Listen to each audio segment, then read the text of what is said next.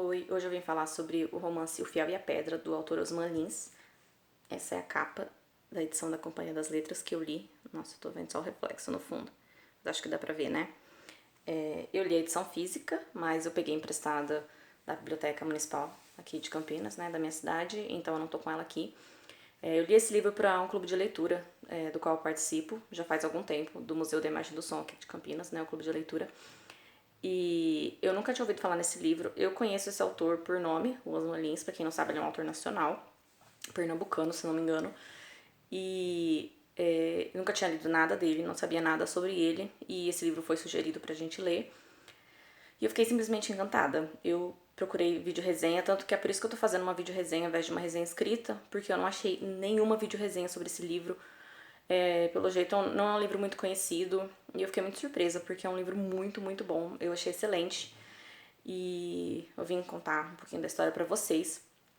Ele conta a história do Bernardo, que é um rapaz que acabou de perder o filho, não, um homem que acabou de perder o filho, ele e a esposa, e ele tem um modo de ser um tanto quanto regrado, né? É o tipo de pessoa que a gente diria que é certinha. E eles perderam um filho um pouco. Ele estava doente, mas assim, eles não são muito bem nutridos, digamos, porque eles passam fome por conta de um emprego que o Bernardo larga por conta da. Ele descobre algumas ilegalidades que estavam acontecendo e ele não tá bem com a consciência dele. Então ele resolve pedir demissão e ele fica sem emprego, eles acabam passando fome e o filho dele morre, né? O Bernardo ele é casado com a Teresa. Então a Teresa acaba meio que sofrendo bastante também as consequências, ela não consegue superar a morte dessa criança. E quando ele resolve ir procurar emprego na zona rural, né? Eles moram em Vitória de Santo Antão, se eu não me engano, em Pernambuco. E ele vai procurar emprego numa zona rural. Vai ele, a esposa e o Antônio Chá, que é um grande amigo dele. Esse personagem tem uma grande importância aí na história, falando nisso, né? Eu vi poucas falando sobre isso, mas acho que essa história também ensina um bom bocado sobre amizade, também, além de várias outras coisas. Quando ele chega nessa cidade, ele vai arranjar um emprego numa fazenda, se eu não me engano. E o chefe dele lá, o patrão, é o Miguel Benício, que aparentemente é um cara correto, assim.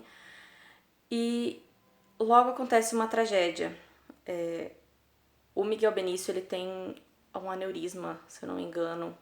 Ele morre em umas circunstâncias um tanto quanto estranhas, logo depois de ter passado todas as terras dele, tudo que ele tem, pro irmão dele, que é o Nestor Benício. E a partir daí se inicia uma briga, digamos assim, uma querela aí entre o Nestor Benício, que vai ser o vilão da história, e o Bernardo, que é o mocinho. Então essa história ela tem umas proporções assim, tanto quanto épicas, acho que poderia dizer. Ela é uma história um tanto, talvez até clichê, alguns diriam, novelesca, porque ela tem bem caracterizado, bem marcado essa questão do bem e do mal, né? O Bernardo, ele tem uma consciência, um caráter muito firme, ele, ele, ele tem a bondade dentro dele. Esse livro é muito sobre isso, sobre bondade. Esse foi um dos motivos que me fez amar o livro, porque eu sou apaixonada por histórias que falam sobre o caráter humano, sobre a bondade, e ela não é escrita de uma forma clichê, não é como se ela estivesse querendo te ensinar, te dar uma lição, né? É uma escrita um pouco densa, mas é muito gostosa de ler, e ele escreve, ele conta a história do Bernardo, e você vai refletindo, não tem nada de...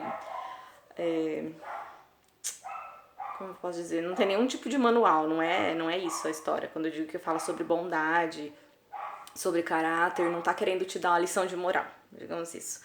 A história não quer te dar lição de moral. Ela tá apresentando ali, o Osman Lins está apresentando a história desse homem e o que as consequências né, dos atos que ele toma, as consequências disso, as consequências que ele vive por conta das decisões que ele toma, baseado no que ele acredita, nos princípios dele.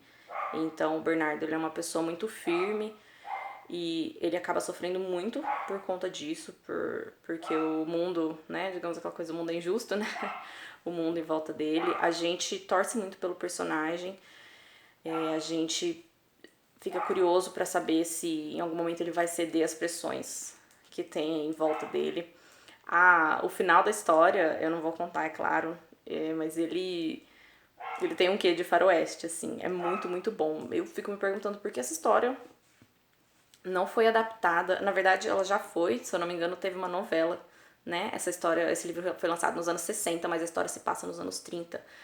E, se não me engano, nos anos 80 teve uma telenovela baseada nesse livro, mas eu acho que merecia uma adaptação em filme ou uma minissérie, porque é uma história que merece ser vista e conhecida. Mas claro que tem que ser à altura, porque é uma história assim muito bem escrita, muito bem construída e lindamente narrada.